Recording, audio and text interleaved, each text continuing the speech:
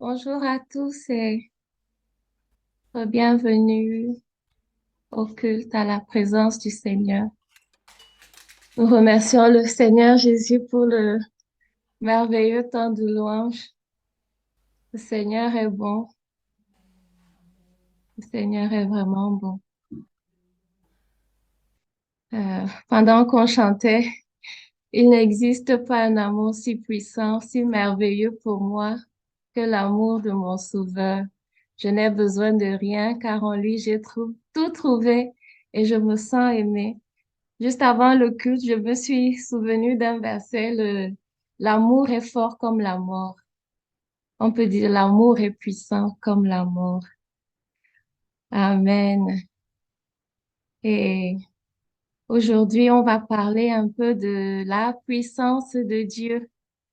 On va parler de la puissance de Dieu. Amen. Amen. Alors, avant de commencer, j'aimerais lire le spiritual coaching de ce matin. Je crois que c'est notre sœur Dalide qui nous a donné, qui nous a bénis ce matin. Elle disait, Ainsi, mes frères bien-aimés, soyez fermes, soyez inébranlables, travaillant de mieux en mieux à l'œuvre du Seigneur, sachant que votre travail ne sera pas vain dans le Seigneur. Amen. C'est 1 Corinthiens 15, 58. Et on verra pourquoi il y a un lien avec la puissance de Dieu.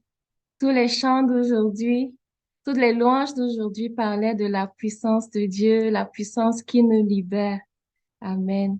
Je relis le verset de ce matin, Spiritual Coaching de notre sœur Dalide. Ainsi, mes frères bien-aimés, soyez fermes, soyez inébranlables, travaillons de mieux en mieux à l'œuvre du Seigneur, sachant que votre travail ne sera pas vain dans le Seigneur. C'est 1 Corinthiens 15, 58.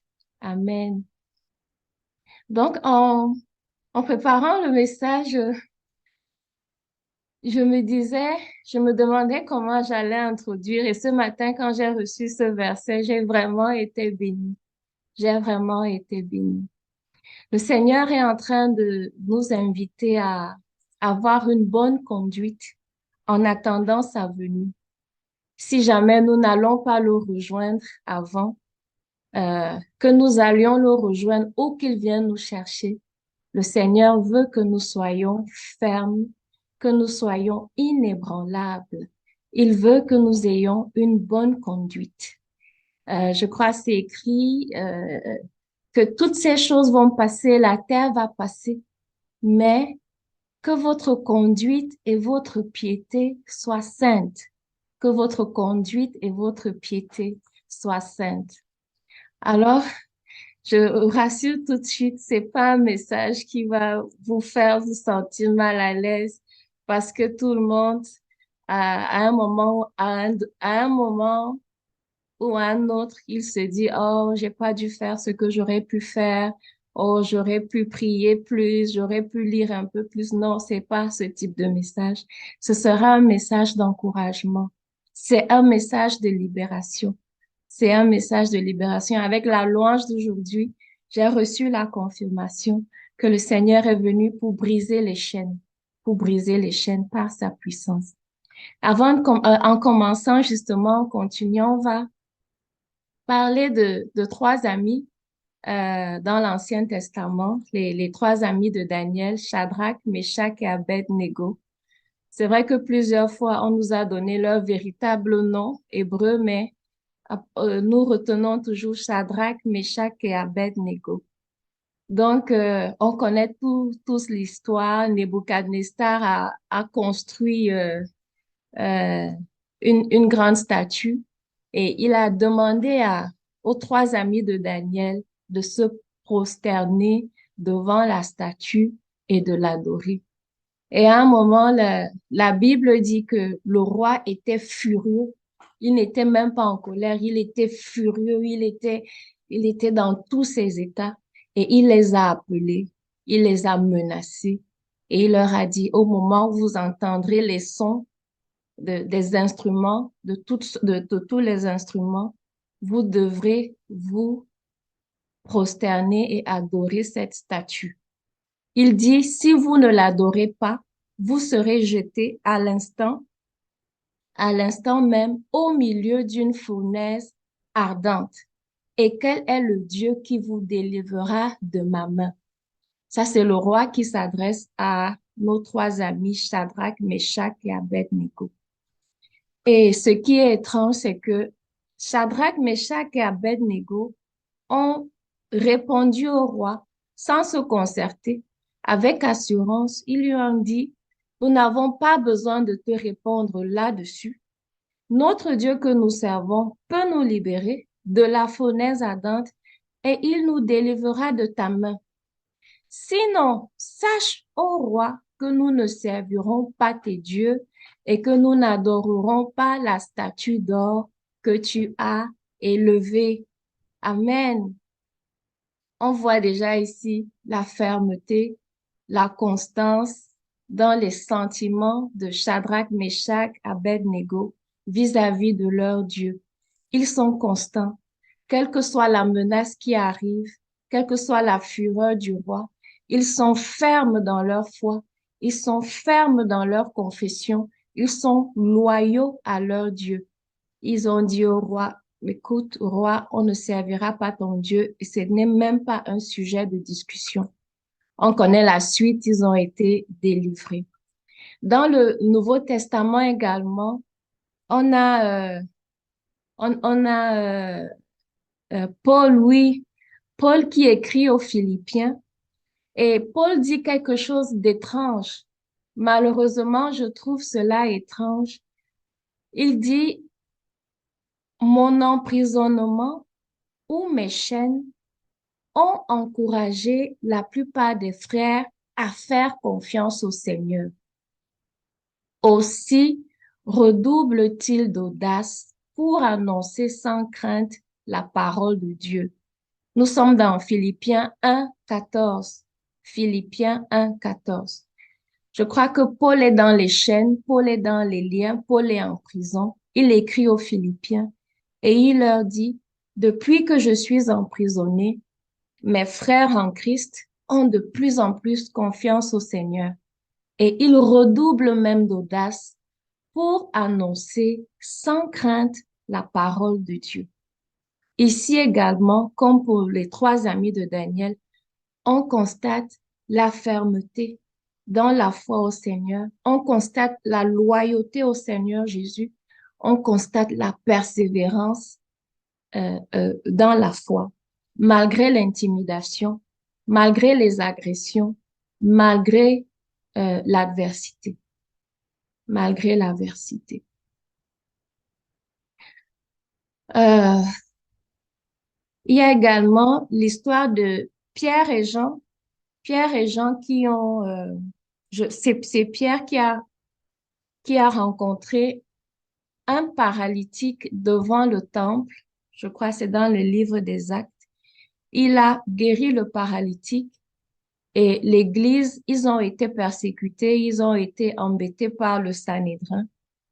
Et le résultat a été que les disciples et tous ceux qui avaient cru ont prié le Seigneur afin qu'ils aient encore plus d'assurance pour annoncer la parole de Dieu. Voilà, je vais lire, c'est dans Acte 4, dont je rappelle au contexte. Pierre a guéri un paralytique devant le temple. Le Sanhédrin a embêté Pierre et Jean. Ils les ont menacés. Ils leur ont dit, ne parlez plus au nom du Seigneur Jésus. Et la conséquence de cela a été quoi? La conséquence a été que l'Église a prié au Seigneur Jésus. Voici ce que l'Église dit. Euh, Seigneur, sois attentif à leurs menaces et donne à tes serviteurs d'annoncer ta parole en toute assurance. Étends ta main pour qu'il se produise des guérisons, des signes et des prodiges par le nom de ton saint serviteur Jésus. Et la suite dit, quand ils eurent prié, le lieu où ils étaient assemblés trembla Ils furent tous remplis du Saint-Esprit et ils annonçaient la parole de Dieu avec assurance. Donc voici trois cas où nous nous rendons compte que des chrétiens qui croient au Seigneur Jésus sont remplis d'audace face à la menace. Ils sont fermes dans leur foi. Ils sont constants dans leur foi. L'intimidation ne fait pas en sorte qu'ils se cachent, mais au contraire, ils ont plus d'audace. Ils redoublent d'audace pour annoncer la parole de Dieu. Alors, quand j'ai lu ça, j'ai dit, waouh, c'est, j'ai simplement dit, waouh. Moi, je sais souvent quand il y a ce type de choses, mon premier réflexe, c'est de me cacher et d'être raisonnable. Mon premier réflexe, quand il y a intimidation, quand il y a menace, c'est d'être sage, d'être raisonnable, me cacher et chercher à fuir, et chercher à fuir. Mais aujourd'hui, on ne parle pas vraiment de persécution. On va parler peut-être des soucis de la vie. Lorsqu'on est découragé, lorsqu'on est fatigué, lorsqu'on est accablé dans la maladie, comment est-ce qu'on réagit? Est-ce que cela nous amène plus vers le Seigneur ou est-ce que cela euh, euh, ou est-ce que cela nous paralyse? Est-ce que cela nous paralyse? On va lire Colossiens 1, 9, 11. Colossiens 1, Colossiens 1 à partir du verset 9. C'est Paul qui écrit aux Colossiens. Il dit, c'est pour cela que nous aussi, depuis le jour où où nous en avons été informés, nous ne cessons de prier Dieu pour vous et demander que vous soyez remplis de la connaissance de sa volonté en toute sagesse et intelligence spirituelle pour marcher d'une manière digne du Seigneur et lui être entièrement agréable, portant des fruits en toutes sortes de bonnes œuvres et croissant par la connaissance de Dieu.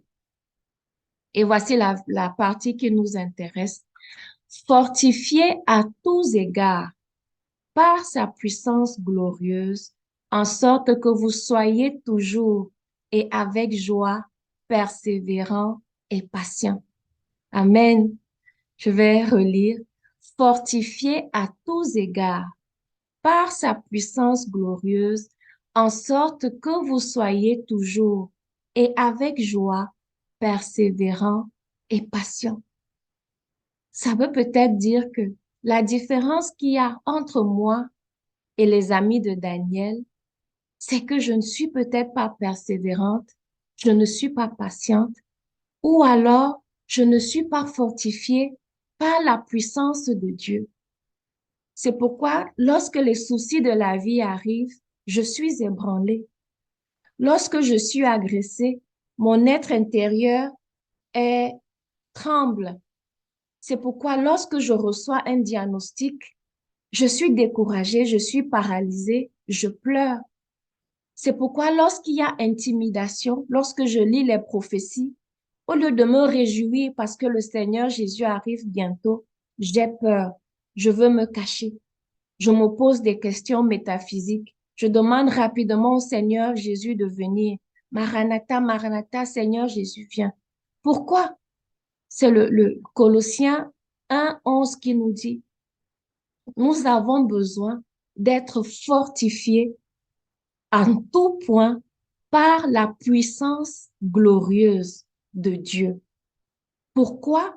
Afin que nous soyons persévérants dans l'épreuve, persévérants dans la douleur, persévérants malgré les soucis de la vie patients, et patients en attendant la délivrance, en attendant la délivrance. Fortifiés à tous égards par la puissance glorieuse de Dieu, en sorte que nous soyons toujours et avec joie, persévérants et patients. Amen. Amen. Amen. Alors, on constate que lorsqu'il y a, si on réécoute, si on revoit la stratégie du Sanhédrin vis-à-vis de Pierre et Jean, si on revoit la stratégie du roi Nebuchadnezzar vis-à-vis des amis de Daniel, on se rend compte qu'il veut attaquer leur assurance. Il veut attaquer leur mentalité. Il veut intimider. La maladie vient pour voler la joie. Le manque vient pour voler la joie. La peur du lendemain vient pour voler la joie. La tristesse vient pour remplacer la joie. Et qu'est-ce qui est attaqué finalement? C'est le cœur qui est attaqué. C'est la pensée, le raisonnement, notre façon de penser qui est attaquée. C'est notre âme qui est attaquée. C'est notre âme qui est attaquée. C'est pourquoi notre cœur doit être fort. Nous devons être forts. Le cœur doit être fort. La partie du cerveau qui analyse les informations qui entrent doit être forte. Notre intelligence qui, notre intelligence qui analyse les situations, qui prend les décisions, doit être forte. Nous devons avoir du caractère, de la personnalité en Jésus-Christ. Nous devons avoir une forte personnalité en Christ Jésus. Oui, nous devons avoir de la stature en Jésus. Nous devons être fermes, inébranlables. Et ça ne se passe pas comme ça. C'est quelque chose qui se construit. Nos réflexes, lorsque, lorsqu'une mauvaise nouvelle arrive, nos réflexes doivent être bâtis par la parole de Dieu. Nos réflexes doivent être effectués, nos réflexes doivent être générés par la puissance de Dieu. Oui. Et en réfléchissant face aux situations qui se présentent à nous, nos réflexions doivent se mettre en marche par la puissance de Dieu, par la parole de Dieu. Sinon, nous serons comme des petits enfants balayés à tout vent de doctrine, à tout vent de menace. Si on nous menace ici, on fuit là-bas. Le Seigneur Jésus a dit, si on vous menace dans une ville, fuyez dans une autre ville. Mais il ne s'agit pas de ça ici. On peut bien fuir, mais en sachant que Jésus est Seigneur, on peut bien fuir sans renier le Seigneur Jésus. On peut bien être malade, on peut bien être fatigué, découragé, seul, paralysé, tout en ayant le cœur, euh, tout en ayant le cœur qui est en santé et qui est en joie. Donc, pour faire face à ce monde et à ce qui arrive, pour faire face aux gens avec leurs différentes personnalités, pour faire face aux agressions auxquelles nous sommes confrontés toujours, pour faire face aux injustices, pour faire face à la souffrance, faire face aux tribulations. Nous avons besoin d'être constants dans notre amour pour le Seigneur. Nous avons besoin d'être persévérants. Nous devons être loyaux vis-à-vis de Jésus. Patients si on a l'impression que Jésus ne répond pas. Ça aurait été moi que j'aurais rapidement dit au Seigneur Jésus de me sauver et de ne même pas me laisser entrer dans la fournaise de feu. J'allais dire au Seigneur, Seigneur, si tu m'aimes vraiment, il faut même pas que j'entre là-bas. J'allais invoquer, je sais pas trop quoi, la glace pour éteindre la fournaise de feu. Donc, si le Seigneur ne réagit pas, nous avons besoin de patience. Nous avons besoin de patience. Patience. Même Daniel aurait pu prier et ne pas entrer dans la fosse aux lions. Pierre et Jean, qui ont été pris à partie par le Sanhédrin, auraient pu prier pour que les membres du Sanhédrin tombent malades et ne les attrapent pas. Donc, même dans la souffrance, nous devons être persévérants et patients. Persévérants et patients. Et comment ça se passe? Ça se passe par la puissance de Dieu. C'est Dieu qui fait ça. C'est la puissance surnaturelle de Dieu. Ce n'est pas notre volonté. Notre volonté a un rôle à jouer, bien sûr, bien évidemment, mais la chair est faible.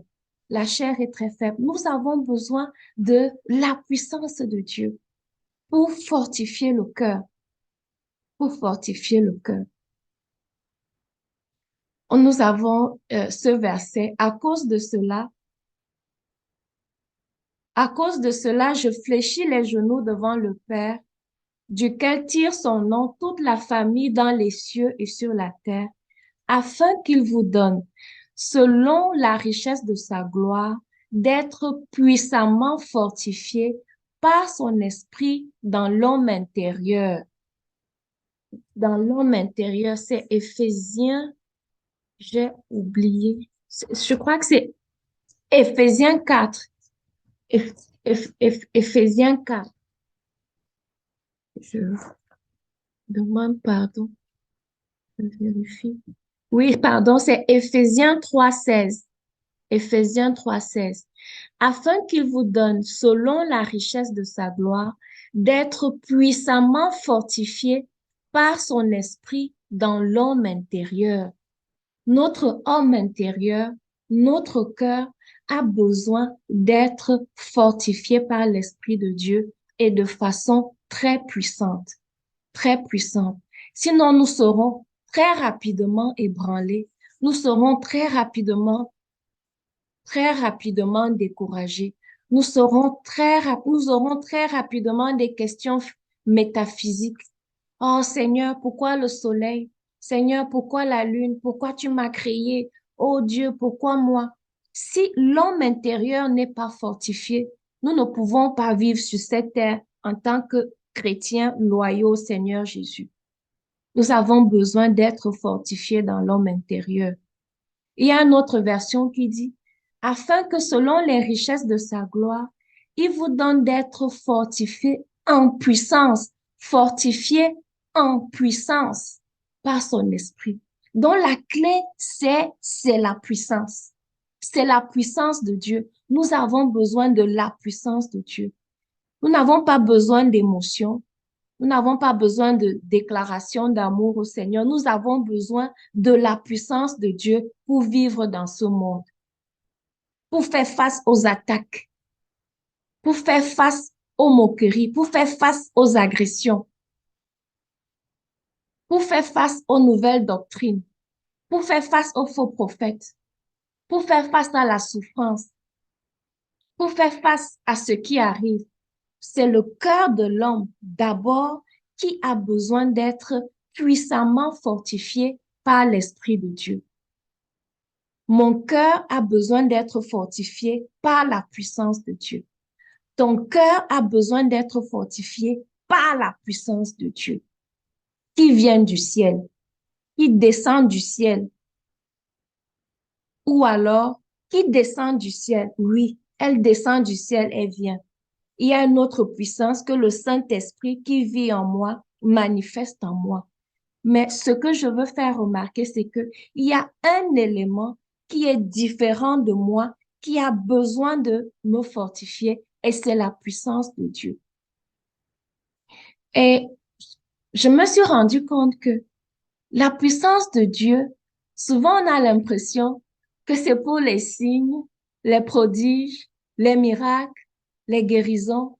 Il y a un pasteur qui vient et tout le monde tombe et les paralytiques marchent. Non, la puissance de Dieu, c'est d'abord pour moi, c'est d'abord pour toi.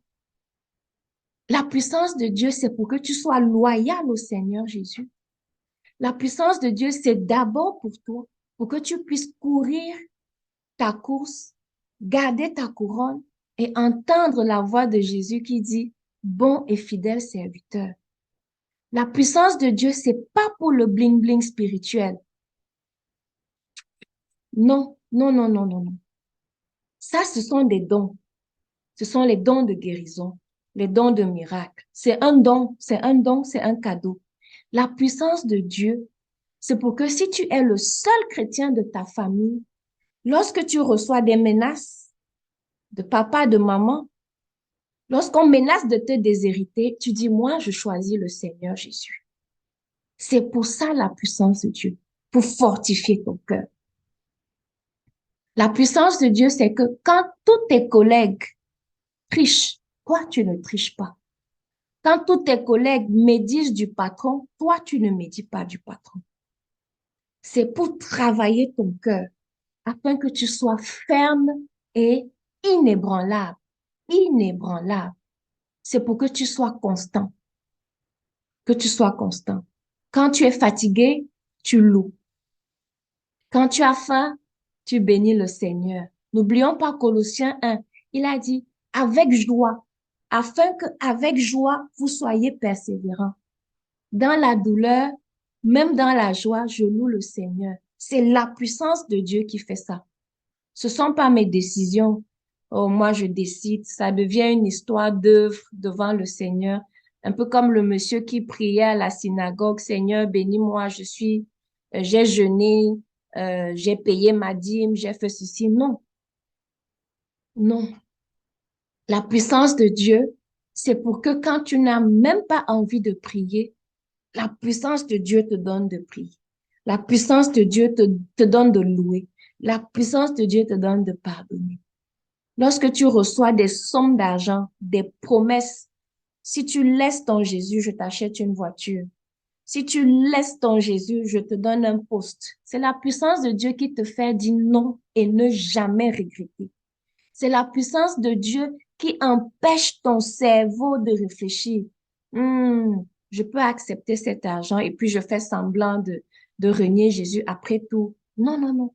C'est la puissance de Dieu qui te dit non, qui te dit non. Amen. Amen. J'invite tout le monde à faire cette prière de Éphésiens 3, 14. Seigneur, fortifie-moi puissamment dans mon être intérieur. Et la puissance de Dieu peut t'amener à être faible. Être faible est une puissance.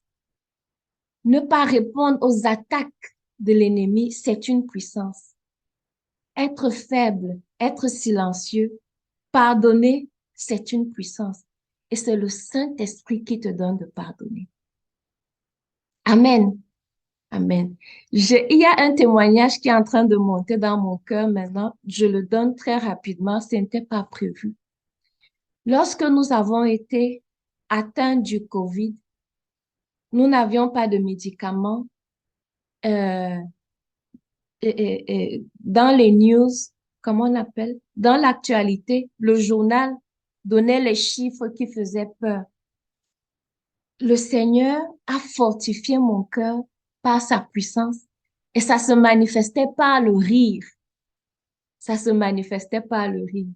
Quand je me levais le matin, je disais, apparemment, j'ai attrapé le COVID.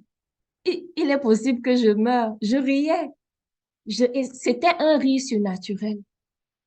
J'envoyais des messages. Je me souviens quand j'ai envoyé le message au pasteur Corinne, je lui ai dit, symptôme COVID de ce côté. Je me suis mise à rire.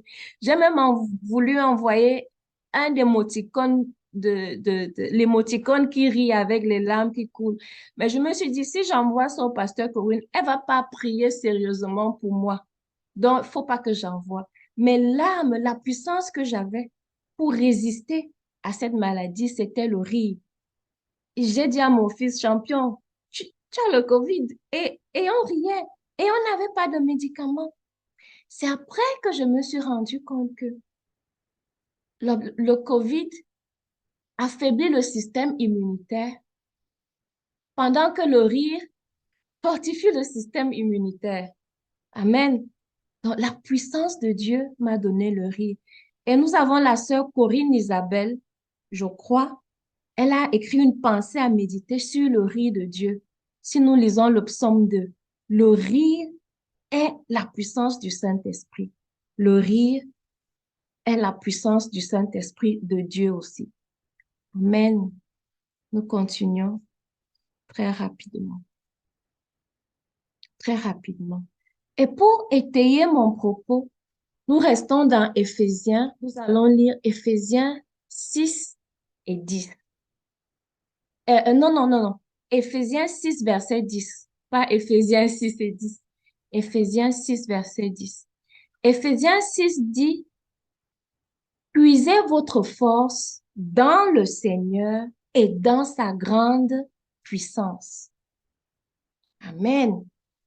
Puisez votre force dans le Seigneur et dans sa grande puissance. Il y a une autre version qui dit, au reste, mes frères, fortifiez-vous dans le Seigneur et par sa force toute puissante. Dans ma version, c'est écrit, et par sa force souveraine. La souveraineté, la force souveraine de Dieu. Ça veut dire que si j'ai un souci, faut pas écouter ceux qui nous accablent. Oh, tu n'es pas assez grande de taille. Oh, tu manges beaucoup.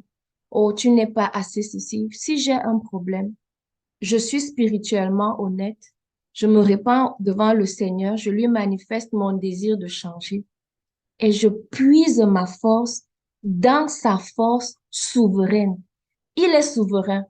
Si il veut me donner 10 kilos de sa puissance, il me donne. Il n'a de compte à rendre à personne. Amen. Amen. Le Seigneur me fortifie par sa force souveraine, selon le bon conseil de sa volonté. N'écoutons pas la voix de la culpabilité. Tu n'as pas prié le matin.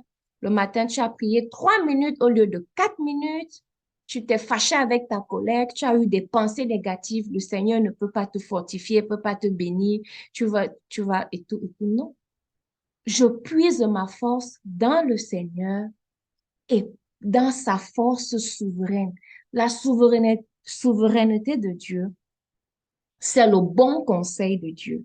Ça veut dire que Dieu se conseille lui-même. Et Dieu est en train de se dire, OK, en ce moment, mon fils, ma fille, elle a quelques petits soucis. Je choisis de la fortifier. C'est mon enfant. Je n'ai de compte à rendre à personne. Si nous voulons aller devant le Seigneur avec comme du commerce, j'ai jeûné 3 jours, Seigneur, fortifie-moi, ça va jamais marcher. On ferme cette parenthèse. L'autre parenthèse que je veux ouvrir, c'est que très souvent, en lisant Josué 1:9, le premier chapitre de Josué, on s'est imposé un fardeau qui ne nous a pas rendu service. Parce que lorsque Dieu a parlé à Josué au chapitre 1, il lui a dit, fortifie-toi seulement et aie bon courage en agissant fidèlement selon toute la loi que Moïse, mon serviteur, t'a prescrite. Josué, lui, il est dans l'Ancien Testament. Il a des réalités spirituelles que nous n'avons pas. Quand le Seigneur dit fortifie-toi, on a l'impression que le Seigneur se désengage, que le Seigneur se désengage et met toute la responsabilité de ce fort, toute la responsabilité chez Josué. Et on s'est identifié à Josué. C'est comme si le Seigneur dit, débrouille-toi. Tu as la Bible, tu as Pasteur Claudie Corinne, tu as les chants, tu as une bouche, tu peux prier. Débrouille-toi, fortifie-toi. Non, Jésus ne travaille pas comme ça. Sinon, pourquoi le Saint-Esprit est en nous? Sinon, pourquoi il est Dieu? Sinon, pourquoi il est papa? Sinon, sa gloire, c'est pour qui? C'est pourquoi? Donc, en lisant la Bible, on fait attention. Quand le Seigneur dit fortifie-toi seulement et aie bon courage, c'est pour les réalités spirituelles de Josué à ce moment-là. C'est pas pour nous en ce moment. En ce moment, le Seigneur nous dit dans Éphésiens 6:10, puisez votre force dans le Seigneur, dans l'assemblée des saints. Puisez votre force dans ma grande puissance. Aujourd'hui, tu as accès au trône de la grâce par le nom de Jésus et par le sang de Jésus pour obtenir un secours opportun.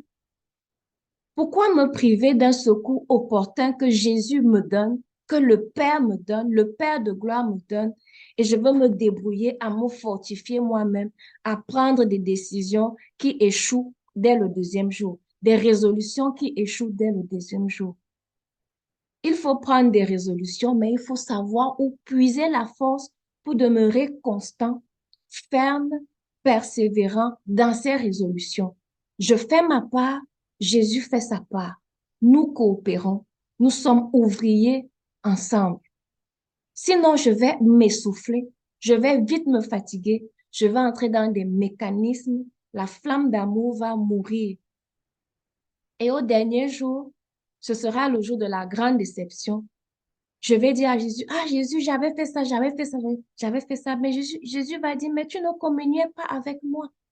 Tu faisais tes choses par ta propre force. Jésus veut nous fortifier.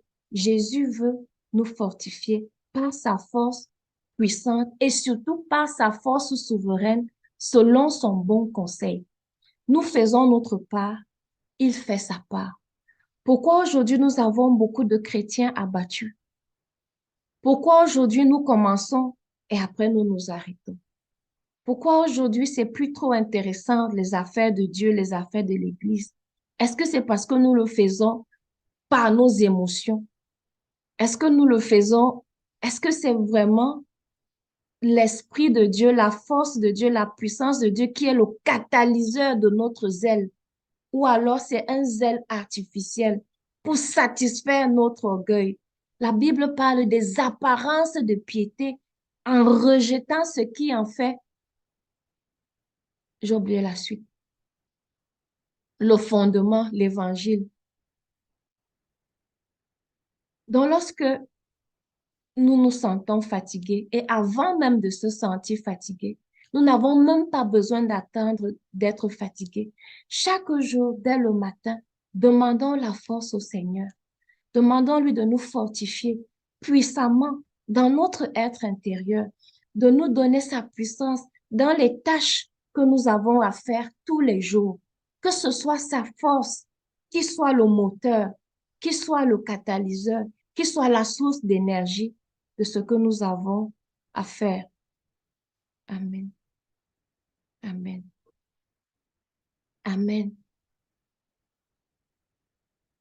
La puissance de Dieu, elle est divine, elle est surnaturelle. Et c'est différent de la foi. Parfois, les choses de Dieu sont très subtiles. Les limites sont vraiment très limites. La foi, c'est un muscle qu'il faut exercer. C'est un muscle qu'il faut exercer. C'est différent. Fortifier son être intérieur, bâtir son caractère en Jésus-Christ, ça vient de Dieu, c'est divin. Porter les fruits de l'esprit, c'est divin, ça vient de Dieu. Ce n'est pas naturel, ce n'est pas humain, c'est surnaturel. Et le Seigneur dit, et la grâce de Dieu est sa puissance. Il a dit à Paul, ma grâce te suffit. Pourquoi? Car ma puissance s'accomplit dans la faiblesse. Amen. Donc la grâce de Dieu est une puissance. Oui, la grâce de Dieu est une puissance. La grâce de Dieu est la puissance de Dieu. Et et dès que nous nous sentons faibles, dès que nous nous sentons disqualifiés, dès que nous nous sentons fatigués, c'est là où nous sommes qualifiés pour recevoir la puissance de Dieu. 2 Corinthiens 12:9. Et il m'a dit, ma grâce te suffit, car ma puissance s'accomplit dans la faiblesse. Ma puissance s'accomplit dans la faiblesse. Dans la faiblesse. Et le Seigneur veut qu'on voit sa puissance. Le Seigneur veut qu'on la voie avec les yeux de l'esprit. Oui, Dieu veut qu'on voit sa puissance. Ça va nous éviter de faire des petites prières gentilles. Au lieu de demander 1 litre d'eau, on va demander 5 litres d'eau. Au lieu de demander si on va élargir l'espace de notre tente. Dieu veut qu'on voit sa puissance. C'est Paul qui priait. Il disait, je veux que Dieu illumine les yeux de votre cœur afin que vous sachiez quelle est l'espérance qui s'attache à son appel. Je veux que Dieu illumine les yeux de votre cœur afin que vous voyez l'infinie grandeur de sa puissance qui se manifeste avec efficacité. Je veux que Dieu illumine les yeux de votre cœur afin que vous voyez la puissance de Dieu qu'il déploie pour ceux qui croient. Dieu veut qu'on voit sa puissance. Il veut qu'on la voie avec les yeux de l'esprit. Dieu veut qu'on voit sa puissance. Dieu veut qu'on voit sa puissance. Peut-être ça va permettre qu'on le respecte. Ça va permettre qu'on ait confiance en lui. Ça va permettre qu'on l'aime. Ça va permettre qu'on se cache sous ses ailes. Ça va permettre qu'on ait le cœur paisible et qu'on n'ait plus et qu'on ne soit pas distrait par les choses du monde. Si nous voyons vraiment la puissance de Dieu, même avec nos yeux physiques, même avec nos yeux spirituels, nous serons libérés des petites considérations. C'est Paul qui disait, je crois, c'est Éphésiens 1:17, Éphésiens 1:17 et suivant. Je prie que Dieu illumine les yeux de votre cœur afin que vous voyez la puissance, l'infinie grandeur de sa puissance qu'il déploie pour ceux qui croient en lui. Amen. Dieu veut qu'on voit. Il ne faut pas négliger la puissance de Dieu. La puissance de Dieu a sa place dans la marche chrétienne. Il ne faut pas seulement mettre l'accent sur mes bonnes résolutions, sur ce que je dois faire. Il faut compter sur la puissance de Dieu. Sinon, pourquoi Dieu est Dieu? Adam et Ève, s'ils avaient... Bon, on va clôturer cette parenthèse parce que faut pas parler. Donc, pour continuer, pour décrire la puissance de Dieu, euh, euh, euh, Paul dit, il a déployé la puissance de Dieu en ressuscitant Jésus-Christ d'entre les morts et en le faisant asseoir à sa droite dans les lieux célestes. Ça veut dire que la même puissance qui a ressuscité Jésus-Christ d'entre les morts, cette même puissance, le Seigneur la libère pour nous. Et nous nous rendons compte que le Seigneur Jésus était mort, il était couché. Et il y a une puissance qu'il a ressuscité. Il a ressuscité. C'est cette même puissance, la même quantité de puissance, la même quantité de puissance. Le Seigneur Jésus veut que cette même quantité de puissance s'abatte sur ma vie, sur ta vie aujourd'hui, au nom de Jésus. Ça va te fortifier dans ton être intérieur. Tu seras zélé pour Dieu. Lorsque les gens viennent pour te mépriser, tu réponds avec un sourire. Ça, c'est la puissance de Dieu. Lorsque tu es menacé d'être déshérité, lorsque tu ne comprends pas euh, la souffrance, maladie et consort, la puissance de Dieu te fortifie dans ton être intérieur. C'est cette même puissance que Dieu a déployée pour Jésus-Christ. Jésus était enfermé dans le tombeau, c'était noir. Il n'y avait pas de médecin avec des défibrillateurs pour choquer, afin que son cœur recommence à battre. Il n'y avait pas, il n'y avait pas les chocs d'énergie des médecins, des ambulanciers. Il n'y avait pas. Il y avait la puissance de Dieu. Et c'est la même puissance de Dieu que Jésus veut. Jésus a soif. Dieu a soif de déverser, répandre sur nos vies, sur nos vies, aujourd'hui, maintenant. Amen. On va bientôt finir. Donc, en priant, il faut demander littéralement la puissance de Dieu. Il faut verbaliser en précisant que Seigneur, je veux que ta puissance me fortifie puissamment dans mon être intérieur, dans mon être intérieur. Qu'est-ce que ça va causer?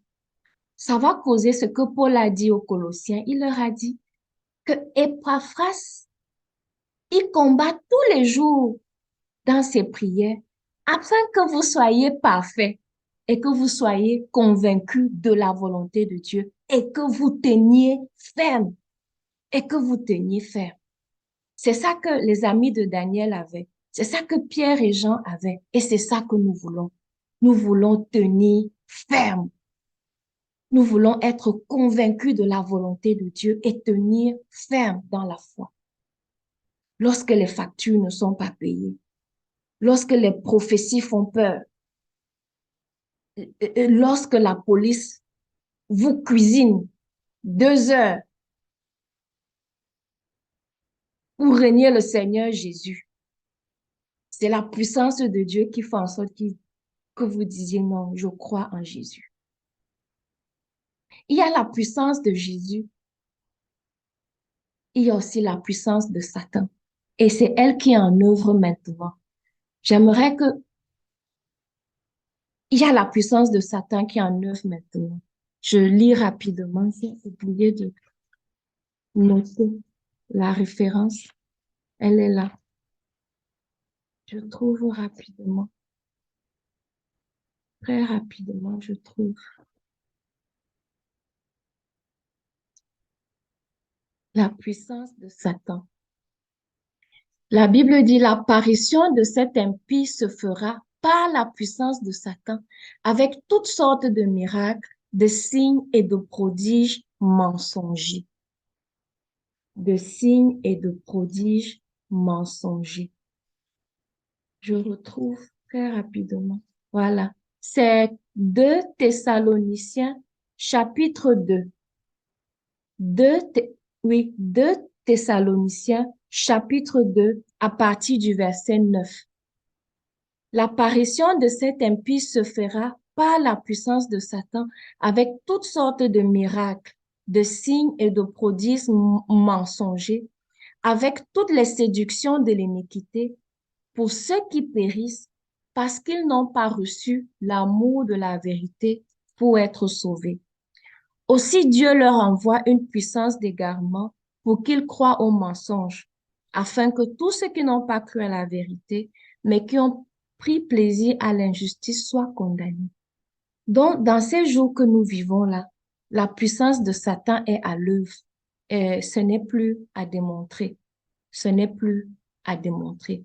Mais ce que nous pouvons retenir de ce passage de 2 Thessaloniciens chapitre de 9 à, à 11, c'est que nous devons nous attacher à l'amour de la vérité.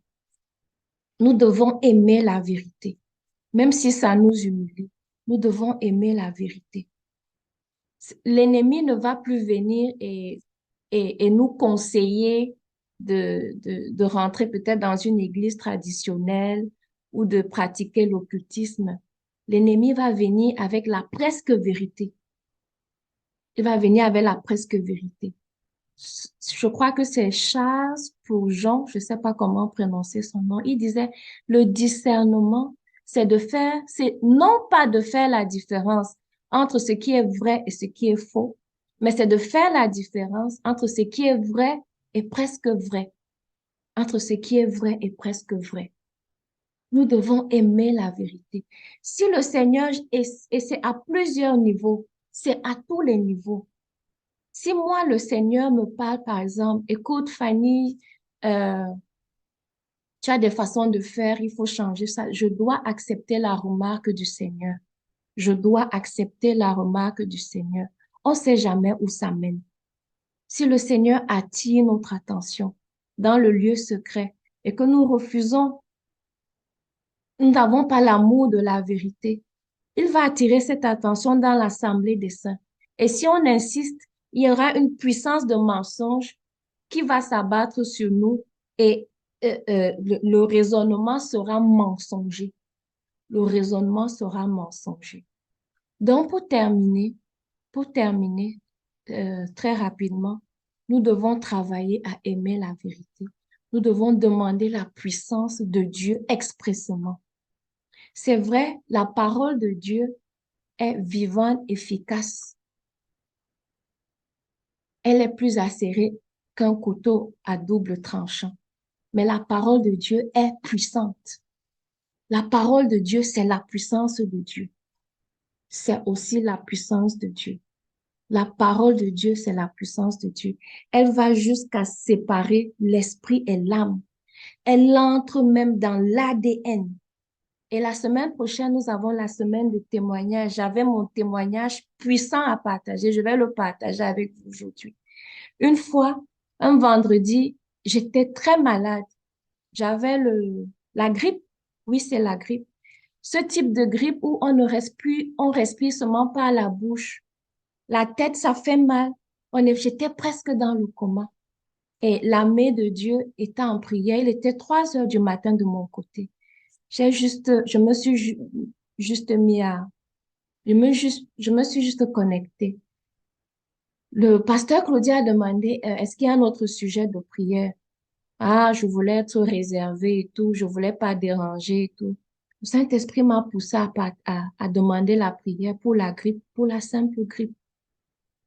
Il y a un frère qui a prié, je sais pas c'est qui le frère, mais la manière dont il priait, je sentais les paroles qu'il prononçait. Et en général, lorsqu'on prie pour la guérison, on a nos versets qu'on connaît, Isaïe 53, par les meurtrissures de Jésus, tu es guéri. Non, le verset il avait dit, crois, la main de Dieu n'est pas trop courte pour te guérir, crois seulement. Et lorsqu'il a prononcé cette parole de Dieu, j'ai senti la parole de Dieu aller dans mon ADN et me guérir. Et le matin, j'étais sur mes deux pieds. La parole de Dieu est puissante. Elle va jusque dans l'ADN. Si vous êtes malade, parlons la parole de Dieu. La parole de Dieu est puissante. Elle pénètre l'ADN. Elle change le sang. Elle change, elle guérit, elle fait des miracles. La parole de Dieu. Le sang de Jésus est puissant. Le sang de Jésus est puissant. L'unité des chrétiens est puissante. Lorsque nous sommes là, nous nous aimons. La puissance de Dieu nous manifeste, se manifeste. L'amour se manifeste. L'amour est fort comme la mort. Nous avons changé tout à l'heure. La prière est puissante. Le Saint-Esprit est puissant. Amen.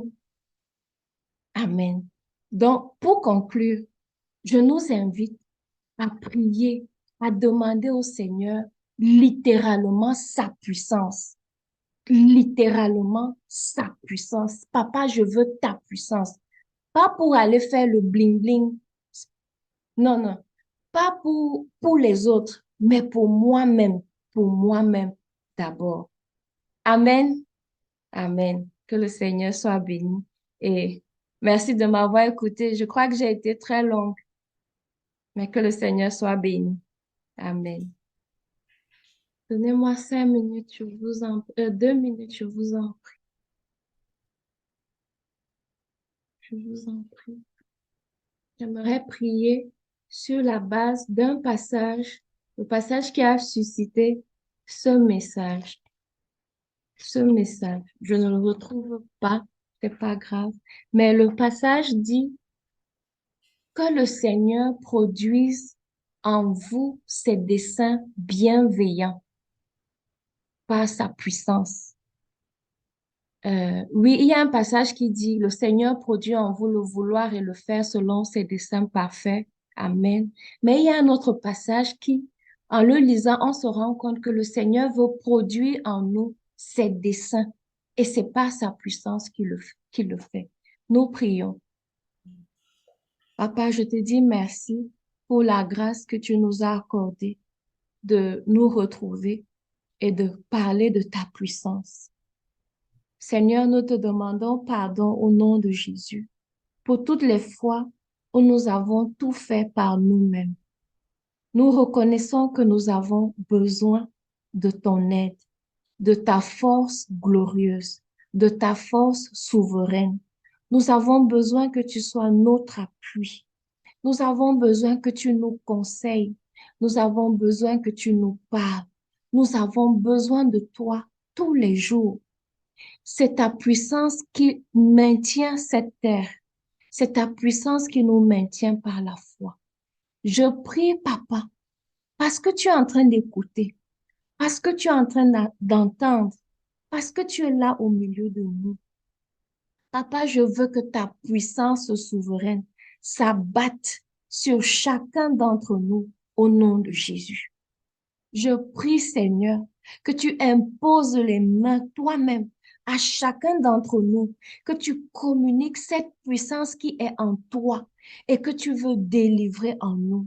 Cette puissance qui a ressuscité Jésus-Christ d'entre les morts.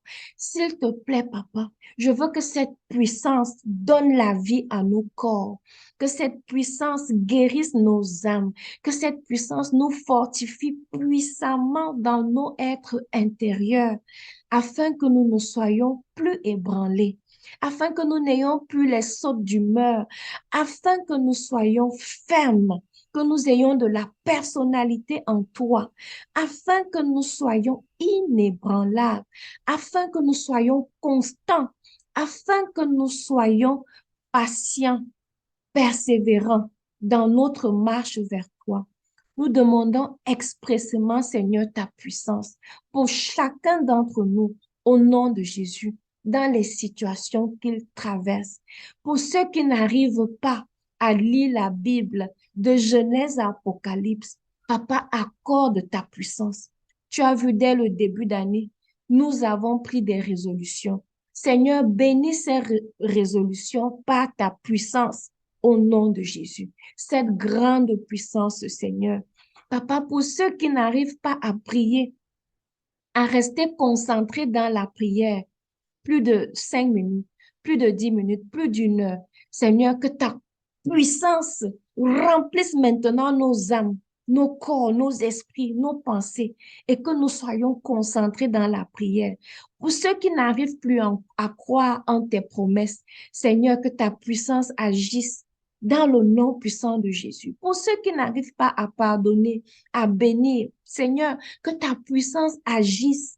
Libère ta puissance et qu'elle agisse dans nos êtres intérieurs au nom de Jésus, là où chacun en a le plus besoin.